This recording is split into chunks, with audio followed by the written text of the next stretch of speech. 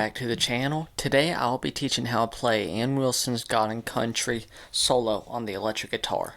Stick around because this is a masterclass of a solo with many techniques, scales, chord tones, and so much more that can be learned from this solo. So stick around and let's hop right in. Before we hop into the song, I really quick want to briefly explain what I'm using for my effects. So what I'm using is a Boss Katana 50 Mark II, as you can see, and I have it on the clean on the crunch channel with the variation on, and I'm running it with a little bit of reverb. You can see just very little with that. And on my guitar, I'm using a Yamaha Pacifica on the humbucker, and I'm coil splitting it so that I get a sort of telly sound. With that, let's hop right into the song. So when you're learning a solo, it is very important to know what chords you're playing over so that when you're done learning this, you can take it all over the neck and play it in all different places, not just be stuck in that one place. So in this section here, I'm going to tell you the chords that it is playing over and how long it is. And then in the next section, I'll show you the scale so that no matter what, you can be able to do it in every other key. So the chords it will be played over is C sharp major or D flat major. That will be for 2 measures. To F sharp major to G flat major for 2 measures. To B flat minor for a measure. To A flat major for a measure. To G flat major or F sharp major for 2 measures, and that's all it's played over. So let's hop into the next section where I'll break down the scales used. So doing this can get a little crazy, so I'll walk you and guide you through all of the scales needed. I'll have tab showing you the scales right there, and I'll say the pentatonic position. Most of them are going to be major, but some of them will be minor. So with that, let's hop right into it. So what you're going to need for this is, starting out is the D flat major. So you'll want to use pentatonic position number 1. This is for major, not minor. So what this will be is starting on the 9th fret is, I'm sorry. Then you do number 5 right behind it in the same key, so.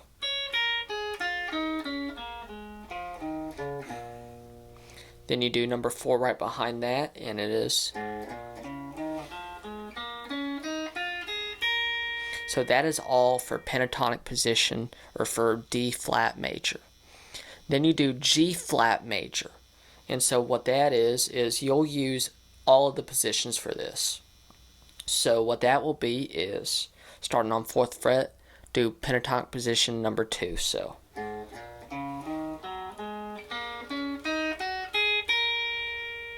And then you need number 3, so.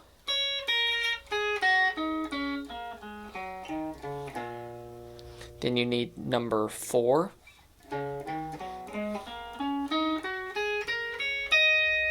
Then you need number 5.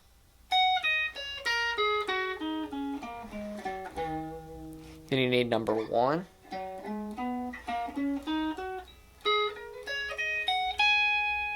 And then you need the same one you just started on, so.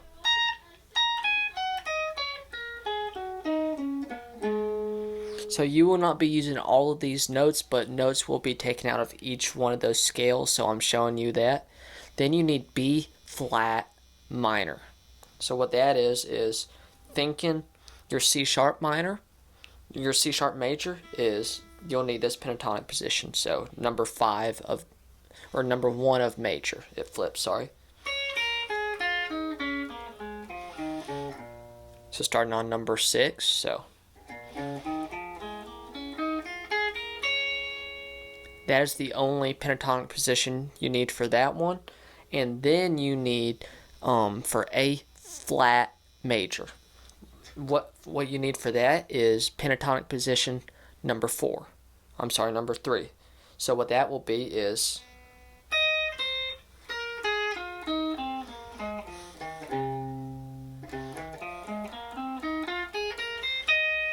just like that. And then that is all the scales. With that, let's hop right into the solo and break it down.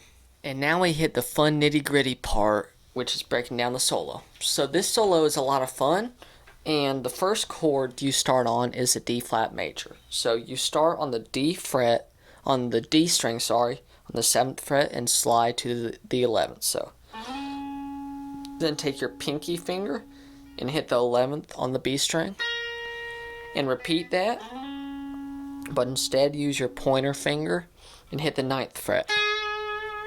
And what you just did there was outline a C sharp major or D flat major chord right there, just like that. Then you come back to the 6th fret, and what you do is, I'm using 2 fingers here, but it's the 6th fret. You do a half step bend, so then hit the 4th fret on the B string, then take your ring finger and hit the 6th fret on the G string, then hit the 6th fret on the B string, then the 9th fret with your pinky finger on the B string, then go back and hit the 6th fret on the B string and slide it back. So then you take your ring finger and hit the 3rd fret, the 3rd string, the G string, 6th fret. And that is all for the D flat major. And then the next chord is the G flat major, or the F sharp major, so right there. And that last note you hit right there is the 5th of the G flat major, or F sharp major, whatever you want to say with that. You hit that note right there. So if you're thinking D, you hit that, but right here. And what you do here is you bend on the 8th fret a little bit, do a half semitone, and bring down here, 6th fret, then hit the 9th fret, then you scoot back, you slide back on the 6th fret to the 4th fret, then you hit the 6th fret again, and then you slide 6 to 8 right there, and that ends the G flat major. So first of all, this is how it will sound. Both of those, that's half the solo combined. So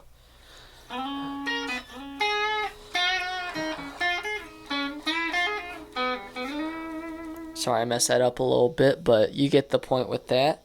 Then you hit the B flat minor, and what you do with that is, so right here, 8th fret, you bend a pitch or a half a tone and hit right here, hit the 8th. You want it to sound like the 9th fret, so you bend, hold it for a second, then release it and hit the 6th fret on the E string. Then you come up here, and that is on your A flat minor. So just for the B flat minor, I'm losing my head here. Right there, you just bend, hit the 6th fret, and then you hit the root note of the A flat minor. The A flat major. There we go. And you bend the 11th fret B string up, and right underneath, take your pinky and hit the 11th fret on the E string, release it, and then hit the 9th fret B string, 11th fret. You do that twice, so then you come up here, and this is the G flat minor, the G flat major, this is the final chord, and what you do is you bend 12th fret, half semitone, and then you go to the 15th fret and go half a semitone, and then come up here to the 18th fret and bend for a full semitone. And that is the entire song. So it is a lot of information. I'll have the tab right here so you can read that. But it's a really cool solo that if you can remember all those chords that I played over in the scales, and you can do it in any kind of key and take it to your own advantage. You want to take these licks and use them to your advantage. Don't steal them, but you want to steal them, sorry. Don't copy exactly, but to steal them so that you can use them to your own benefit. Thank you so much for watching. I hope this has helped you out. Right after this, I'll have the playthrough solo that I did so that you can work along with that, because there's a few really fast licks with that. So use all of these licks and know what you were playing over and what scales, and use it to your advantage to where you can on the spot use that lick in any other key or even in this key, but use it to your advantage.